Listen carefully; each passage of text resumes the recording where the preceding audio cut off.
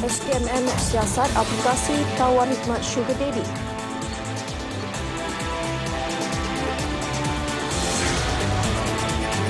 Ratus petani resah sawah kering kontang mengakibatkan kerugian.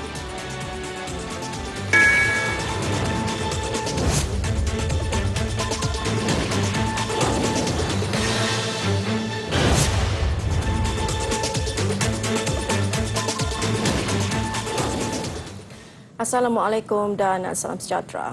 Aplikasi Sugarbook perlu disekat. Timbalan Menteri di Jabatan Perdana Menteri Dato' Ahmad Marzuq Syari berkata, kerajaan memandang serius jika benar dakwaan pembabitan mahasiswa dalam kegiatan tidak bermula menerusi aplikasi itu. Justru mereka yang terlibat, terutamanya pengendali aplikasi berkenaan, perlu dikenakan tindakan. Sepatutnya dihilangkan dan dihalang perkara tersebut daripada digunakan dalam negara kita kerana ia lebih menyelesaikan isu yang berbangkit. Kita tak boleh mendorong rakyat dan negara kita untuk melakukan perkara yang tak betul, melanggar undang-undang, melanggar hukum ini dengan adanya apps tersebut.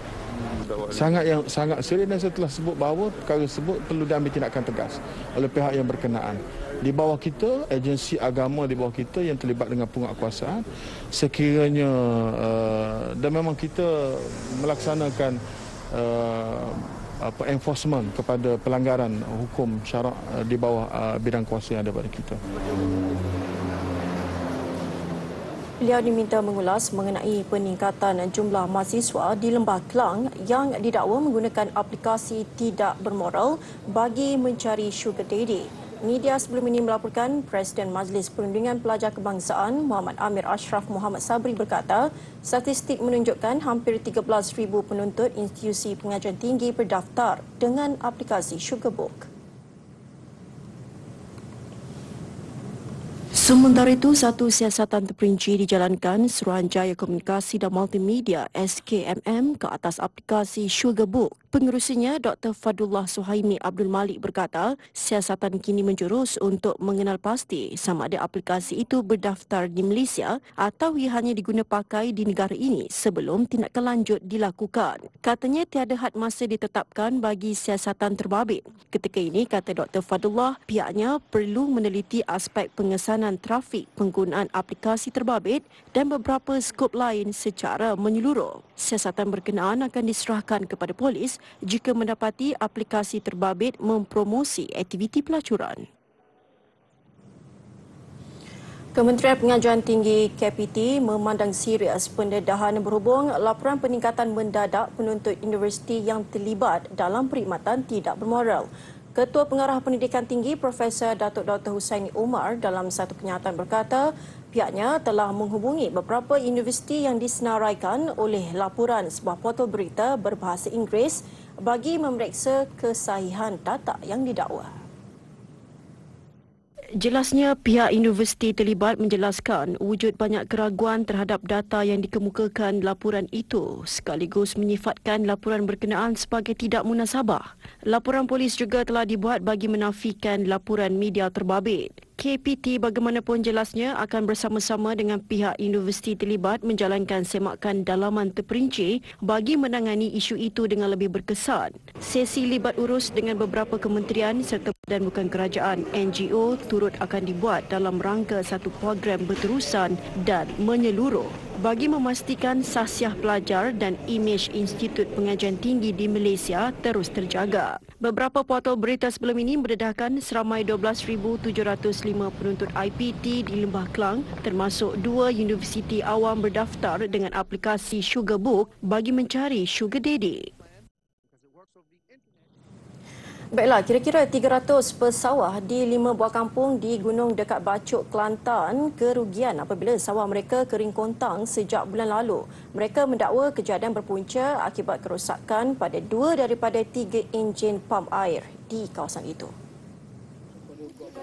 Luas sawah yang terjejas dianggarkan sekitar 80 hektar. Manakala kampung terlibat pula ialah Kampung Telaga Ara, Permatang Pasir, Kok Lintang, Surau Batur dan Gong Jelutong. Tapi sekarang ni mungkin hasil akan merosot. Lepas tu kebetulan PKP pula. Jadi pendapatan petani kuranglah, terjejas teruk lah. Kita sarankan kepada kerajaan ke pihak-pihak yang bertanggungjawab repairlah pam yang sedia ada. Macam contohnya PAS sekarang ni memang ada pam, dia satu sistem pam tapi 3 butir enjin, 2 enjin rosak, 1 je enjin yang berfungsi. Keadaan sawah kering kontang dibimbangi menyebabkan kualiti padi terjejas. Apatah lagi untuk mereka melakukan penanaman 3 kali setahun. Ini kerana modal semuanya dari poket sendiri. Masalah sini air tak ada. Petani sini mengeluh air tak ada. Air ada. Air daripada pok 14 ni mari sini. Tak mari sini. Mari sekerak air. Jadi tengok apa petani padi. Tak ada air lah. Jadi apabila tak ada air kat hasil pun tak ada lah. Rugi kan? Rugi lah. Sepatut boleh 4,000 apa ni sekar. Kalau dah lagu ni tak ada lah. Petani mula menanam padi musim ini pada Disember lalu dan sepatutnya boleh ambil hasil pada Mac nanti. Petani gusar jika keadaan ini berterusan dan dengan musim kemarau semakin menghampiri, padi mereka mungkin tidak dapat dituai. Kalau lokal tu kita boleh tunjuk. Lokal tu mana? Sebuah premis yang menjalankan kerja melebur dan mengasingkan sisa besi secara haram di kawasan perindustrian high-tech Semenyih yang disita Khamis lalu dipercayai mula beroperasi sejak 3 tahun lalu. Esko Pelancongan dan Alam Sekitar Selangor, Hi Loy Sian berkata, pemilik premis mendakwa beliau hanya menyewakan premisnya dan tidak menyedari aktiviti haram itu berlaku. Jelas Loy Sian, operator yang menyewakan premis itu dipercayai menggunakan khidmat kira-kira 14 pekerja warga asing tanpa permit. Tambah Loy Sian, pihaknya masih menunggu laporan Jabatan Kimia ke atas sampel air serta tanah di premis terbabit. Aktiviti haram premis seluas 1.2 hektar di dalam hutan dan dikelilingi ladang sawit terbabit terbongkar apabila Majlis Perbandaran Kajang mengesan pencemaran longkang monsun di Taman Semenyih Permata kira-kira 1.5 km dari premis berkenaan. Siasatan awal Jabatan Alam Sekitar dan Lembaga Urus Air Selangor Luas mengesan pencemaran berpunca daripada sisa peleburan besi di premis berkenaan. Baiklah, kita beralih ke perkembangan harian COVID-19. Jumlah kes positif baru turun hari ini dengan 2,464 kes dan 7 kematian. Ketua Pengarah Kesihatan Tan Sri Dr. Nur Hisham Abdullah berkata, berikutan itu jumlah keseluruhan kes COVID-19 meningkat kepada 264,269 kes. Jumlah kes aktif dengan kebolehjangkitan ialah 49,490 kes dengan 260 kes positif sedang dirawat di unit rawatan rapi ICU, manakala 111 kes memerlukan bantuan pernafasan. Tambah Dr. Nur Hisham, jumlah kes COVID-19 yang sembuh ialah 4,525 kes, menjadikan jumlah kumulatif kes sembuh sepenuhnya adalah 213,814 kes setakat ini. 11 kluster baru dikenal pasti terdiri daripada 9 kluster berkaitan tempat kerja dan masing-masing 1 kluster komuniti dan keagamaan. 5 kluster dicatatkan di Johor, 3 di Selangor dan 1 di Kedah, Sabah serta Perak.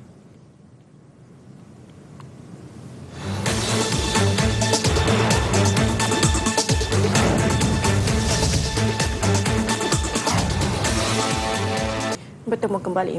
Bantuan terhadap golongan asnaf sepanjang Perintah Kawalan Pergerakan PKP bukan sahaja tertumpu kepada keperluan asas seperti barangan dapur semata-mata. Aspek lain seperti penjagaan diri dan kebersihan turut menjadi keutamaan dalam berdepan situasi pandemik wabak COVID-19. Selari dengan usaha meningkatkan kesedaran prosedur operasi standard SOP pencegahan, manfaat itu wajar diterima golongan terbabit, lebih-lebih lagi kawasan persekitaran kediaman yang kurang kondusif. Statistik Pertubuhan Kesihatan Sedunia WHO merekodkan seramai 2 juta orang masih tidak mempunyai fasiliti dan keperluan kebersihan yang baik. Selari dengan matlamat pembangunan mampan Pertubuhan Bangsa-Bangsa Bersatu PBB melalui matlamat ketiga dan keenam iaitu kesihatan baik dan kesejahteraan serta air bersih dan sanitasi, Pertubuhan Kesihatan Jantung Malaysia MyHeart tampil mempromosi inisiatif itu untuk golongan asnaf agar setiap lapisan dan masyarakat tidak terlepas mendapat keperluan asas kebersihan harian. Bukan saja kebantuan keperluan asas dapur, tetapi juga kepentingan penjagaan kebersihan. Kita harus ingat isu semasa adalah COVID-19. Alright. Untuk memerangi COVID-19, kita harus memahamkan masyarakat dan meningkatkan pengetahuan mereka tentang kepentingan kebersihan diri. Penduduk Kampung Bunga Raya, Kepayan antara yang menerima manfaat itu. 40 kit kebersihan bernilai RM120 setiap satu diagihkan bersama bantuan keperluan dapur. Apa yang saya tengok kalau macam bahagian-bahagian yang mungkin terpencil, pedalaman dan mungkin kekangan dari segi kewangan jugalah yang membuatkan mereka mungkin tidak dapat menjaga kebersihan dengan baik dari segi sisa-sisa kumbahan begitu kan, sampah sarap. Siapa yang menyampaikan ke kampung-kampung kami ini lah. Jadi kami ucap terima kasih dan kami gembira. Pertama pakcik pun tidak punya pekerjaan.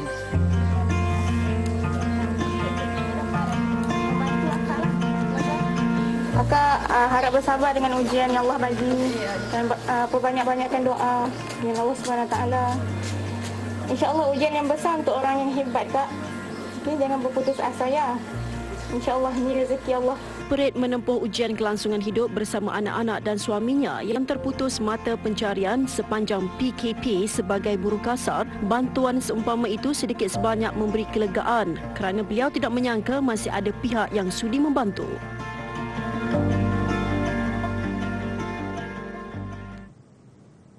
Tarikh pendaftaran baru dan kemas kini bagi bantuan prihatin rakyat BPR dilanjutkan hingga 25 Februari ini.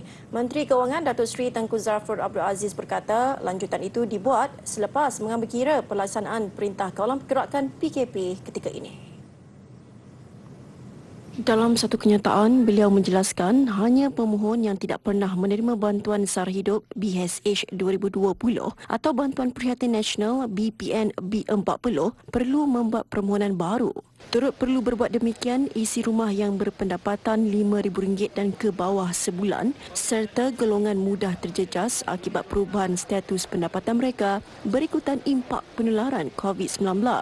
Proses pendaftaran dan kemas kini itu akan memberi peluang kepada mereka yang tidak lulus dan belum menerima BPR untuk mengemukakan permohonan bagi diverifikasi semula. Bayaran fasa 2 BPR dijangka dibuat awal Mei depan. Sehingga kini Lembaga Hasil Dalam Negeri LHDN menerima hampir 550,000 permohonan baru yang perlu diverifikasi dan disemak silang.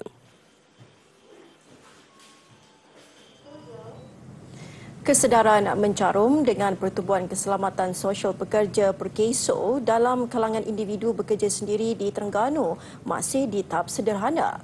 Pengarah Perkeso Negeri Faria Cik Hussein berkata, setakat tahun lalu hanya 3,924 individu bekerja sendiri dari pelbagai sektor mencarum di bawah skim keselamatan sosial pekerjaan sendiri dan Perkeso menganggarkan terdapat kira-kira 25,000 individu yang bekerja sendiri di negeri itu.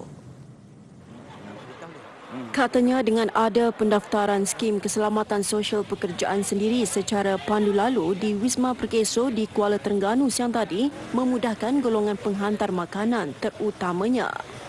Pendaftaran yang kita jangkakan pada hari ini adalah lebih kurang 2 minit saja ataupun tidak sampai 2 minit. Selepas sahaja mereka membuat pendaftaran, semua riders-riders ini dilindungi daripada tarikh dan masa pendaftaran dibuatlah.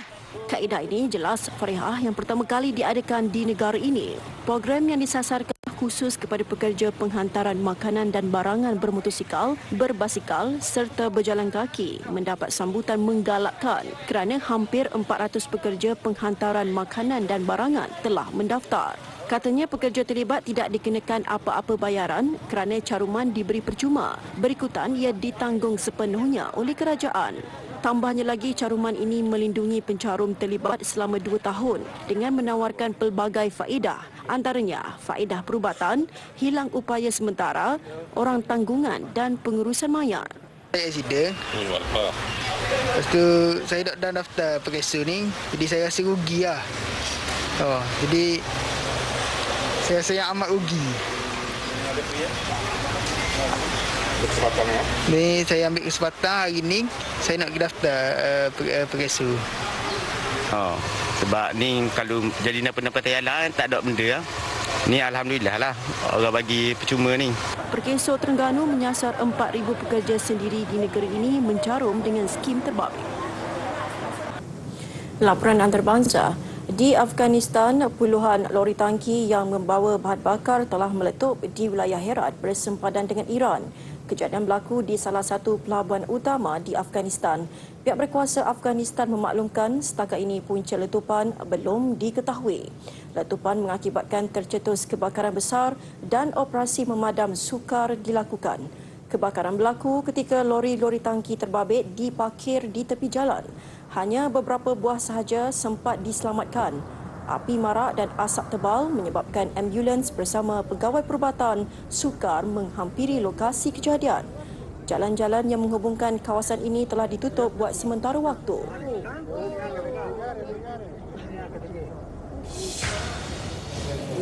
Letupan lori tangki berkenaan telah mengakibatkan sekurang-kurangnya 7 orang mengalami kecederaan. Semua mangsa dibawa ke Hospital Herat untuk diberikan rawatan. Pengarah hospital berkenaan Arif Jalali memaklumkan 4 mangsa cedera ringan dan sudah dibenarkan pulang. Manakala 3 lagi masih dirawat di hospital.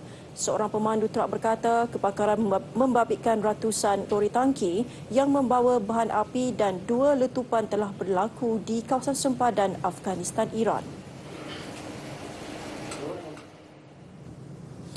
Baiklah, gara-gara jalan yang licin, sekurang-kurangnya 25 kenderaan terbabit kemalangan akibat hilang kawalan. Naas berlaku di lebuhraya berhampiran Turin di Itali. Kemalangan ini mengakibatkan 2 mangsa meninggal dunia, manakala puluhan lagi mengalami kecederaan dan 3 daripadanya dalam keadaan kritikal.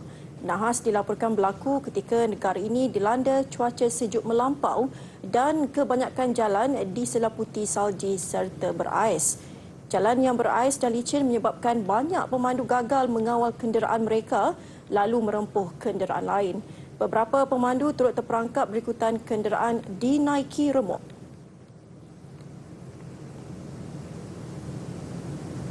Di India pula, di lebuhraya, 14 orang daripada satu keluarga terbunuh dalam kemalangan. Kejadian berlaku di Kurnool dekat Andhra Pradesh. Nas berpunca apabila sebuah minibus terbabas ke pembahagi jalan dan masuk ke laluan bertentangan lalu merempuh sebuah truk. Hanya seorang penumpang bas berkenaan terselamat iaitu kanak-kanak yang dilaporkan cedera parah. Siasatan awal mendapati kemalangan berpunca daripada pemandu bas yang mengantuk. Dia dipercayai terlelap sebelum terbabas.